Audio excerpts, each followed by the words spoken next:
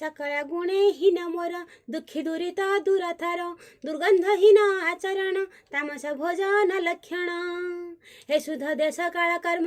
त्रिगुण स्वभावे धर्म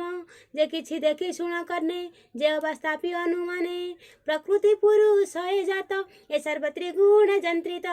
ए तीनि गुण जे बेजिणी उद्धव शुण परिमाणी सकल धर्म छाड़ी जेते मते भजंती भक्ति भावे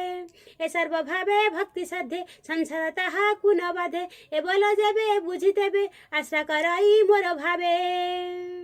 सर्व संशय दूर करी निस्तरे नर देह धरी सकल भावे निरपेक्ष त्रिगुण दिशे से प्रत्यक्ष निर्मल पूर्ण ब्रह्मे मिसे किंचित भव भय नासे बोलोई दास जगन्नाथ भाष प्रबंधे भागवत उद्धव बोध एकादश निरते प्राणी येथे रस ओम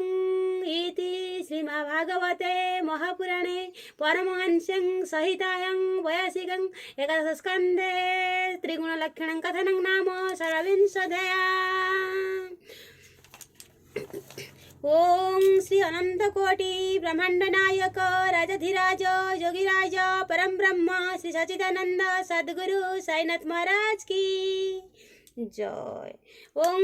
साई नमो नमः श्री साई नमो नमः जय जय साई नमो नमः सद्गुरु साई नमो